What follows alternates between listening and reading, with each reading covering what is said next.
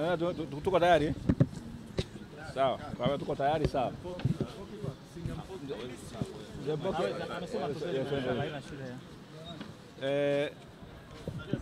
Leo tarehe 6 ya mwezi wa 5 2025, Mahakama ya Hakimu Mkazi wa Dar es Salaam katika eneo la Kisutu ilikuwa chini ya hakimu mfawidhi Muhini ilikuwa inatoa uamuzi wake kuhusiana na hoja ambazo zilikuwa zimeletwa na upande wa utetezi kuhusiana na kitendo cha mahakama kuamua kuendesha kesi hii kwa njia ya kidijitali au kimtandao na kusababisha mteja wetu Tundu Antipas Lissu kutokuletwa mahakamani kutoka kule gerezani Ukonga ambako yuko hivi sasa.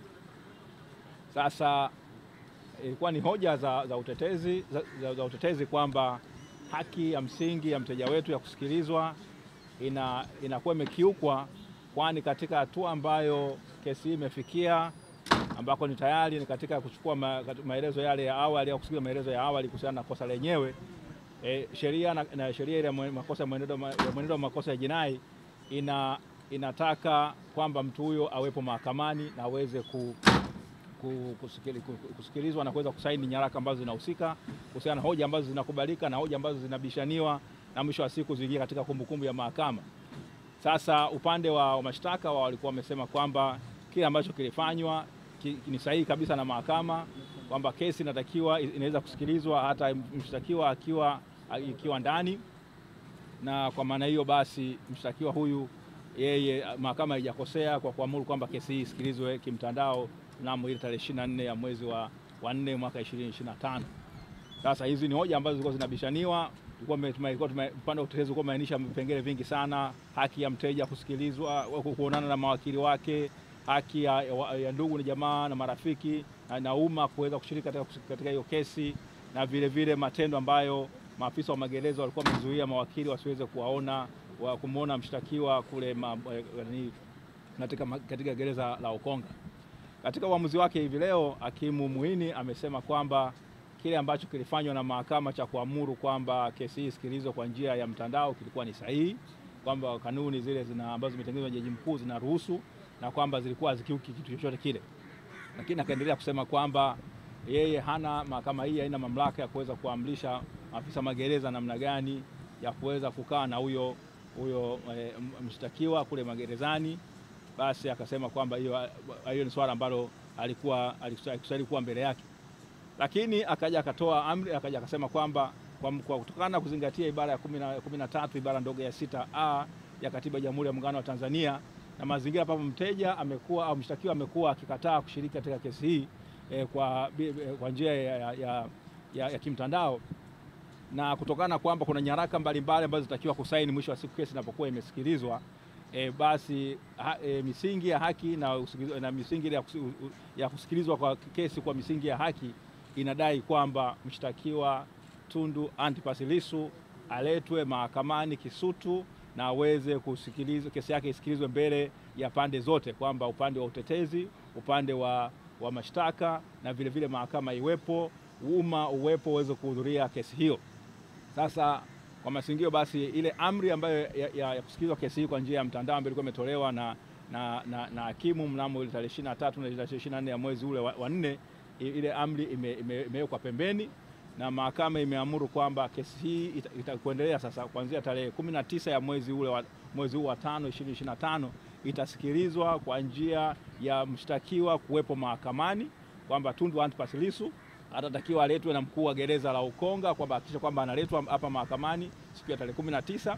Umma unakaribishwa kuweza kusikiliza kesi hii, lakini utatakiwa kuzingatia kwamba lazima ukae kwa amani, unasikiliza kesi kwa namna ya amani, itasikilizwa katika koti namba 1 ya mahakama hii ya hakimu mkazi wa Dar es Salaam hapa Kisutu, na kwamba vile hata watakaokuwa wako nje basi waweze kukaa katika misingi ya amani bila kuleta vurugu yoyote ile katika mwenendo mzima wa kusikiliza kesi hiyo. Kwa hiyo basi ni kwamba mnamo tarehe 19 ya mwezi wa 5 2025 mteja wetu Tundu Antipas Lissu anatakiwa aletwe mahakamani hapa, na kwa maana hiyo kwa kweli tunaona kwamba haki imetendeka, kwamba mteja wetu sasa atafanikiwa kuwa na siku yake mahakamani. Wazungu wanasema a day in court, kwamba atafanikiwa kwamba sasa wale ambao wanamtuhumu basi waweze kuleta ushahidi wao, na yeye vile vile aweze kujitetea, na sisi kama wakili wake tutakuwa tayari kuweza kutetea. Ndugu Kibatala, unaweza kuendelea. Ndugu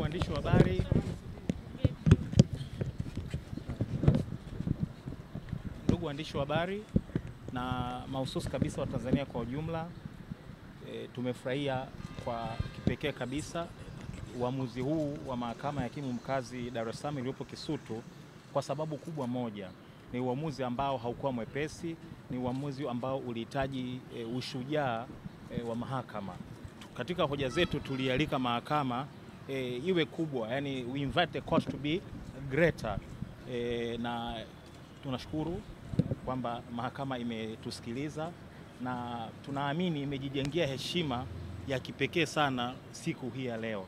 Heshima hii ni kama akiba ambayo imejiwekea, ambayo naamini itatumika kwa muda mrefu sana. Kwa hiyo kwa kipekee kabisa tuishukuru mahakama kwa ujasiri, tumshukuru Mheshimiwa Muhini na tumuombee aendelee kuwa na ujasiri huo, kwa sababu kesi hii kama tulivyosema inafuatiliwa na watu wote wa ndani na nje ya Tanzania. Kwa hiyo heshima hiyo hajajengea ndani ya Tanzania tu, hata nje ya Tanzania, kwa sababu wote mmeona kulikuwa kuna toka Mheshimiwa Lissu afikishwe mahakamani, kumekuwa na international observers kutoka taasisi mbalimbali, East African Law Society, mabalozi. Kwa wale wote wanabeba reflection ya kwamba basi angalau mahakama zetu zinaweza kuwa na ujasiri. Kwa hiyo kwa hilo tunashukuru sana, lakini pia tuendelee kutoa wito kwa wale ambao tumewakemea hivi karibuni, tumesema wana tabia ya kuongea huko mabarabarani, basi waendelee kujionya, kwa sababu hiyo inaweza kuleta madhara katika mwenendo wa kesi. Wajionye sana, wameshamfikisha huyu mtu kupitia kwa wahusika wa kisheria mahakamani, basi waache mahakama ifanye kazi yao, halafu majibu yatakayotolewa sasa ndio wanaweza kwenda kuyazungumzia huko barabarani. Lakini pia tuna report kwamba tulitoa ahadi kwamba tutapigania haki ya umma ya kusikiliza kesi, kwa sababu ingeset a very bad precedent kwa Kiingereza, yani ingetoa misingi mibaya sana kwenda mbeleni, manake ndio ungekuwa sasa ni mtindo. Kwa tuliahidi kwamba tutapigania haki ya wananchi kushiriki kwa mujibu wa sheria ambacho sasa hivi ni maarufu kabisa, kifungu cha Method kidogo cha kwanza cha sheria ya makosa ya jinai sura ya 20 hapo marekebisho mwaka 2022, kifungu ambacho kinatoa haki ya wananchi au umma kushiriki katika mashauri ya jinai. Kwa tunafurahi kwamba tumetimiza ahadi yetu kwa ujumla wetu kama jopo. Kwa hiyo nafikiri at least katika aspect hiyo hatuna deni. Sasa kunapokuwa na haki kuna responsibility pia. Kwa hiyo watu wetu tunawaomba, kwa sababu masharti ya mahakama ni kwamba wale wanaokuja kuhudhuria wajiconduct properly, yani wajitahidi kuwa na nidhamu. Sasa wasituangushe sisi ambao tumevuja jasho na damu mpaka kufikia uamuzi huu. Watakapohudhuria tarehe 19 waje kwa utulivu, ili wasitoe kisingizio kwa mtu awaye yote kwamba unaona sasa tulikuwa tunakwepa kitu kama hicho. Kwa wajitahidi waje kwa wingi kadri busara nafasi inavyoelekeza, lakini watakapofika basi wajitahidi kubehave kama nilivyosema, ili wasituangushe sisi mawakili ambao tumefanya kazi ngumu kwenye mazingira magumu na tumefikisha ile gurudumu hapa alikofika. Tunawashukuru pia waandishi wa habari kwamba pamoja na magumu yote ambayo mmepitia, tunajua baadhi yenu mlikuwa physical assaulted, mmezuiwa. Tunafahamu kwa mfano kuna mtu mmoja sitaki kumtaja jina lake, alizuiwa kabisa na askari fulani kwamba wewe hutaruhusiwa kuingia. Nafahamu kwamba ame take up that matter huko kazini kwake, wamewasiliana na taasisi ambazo zilimzuia, tunahope wameresolve. Lakini tunawashukuru kwamba mmekuwa steadfast, pamoja na kwamba kesi kulikuwa kuna hatari ya kuendeshwa katika namna tuseme tafsiri yetu ilikuwa ni ya kificho, lakini nyinyi mmetusaidia sana kudisseminate mwenendo huko nje na mpaka kila mtu akafahamu. Kwa hiyo mchango wenu ni wa muhimu sana. Kwa tunaomba lakini pia tunawapa pole kwa yale yote. Basi zaidi ya hayo tunawatakia kazi njema na Mungu akituongoza kutana tarehe 19 mwezi wa 5. Ni hayo.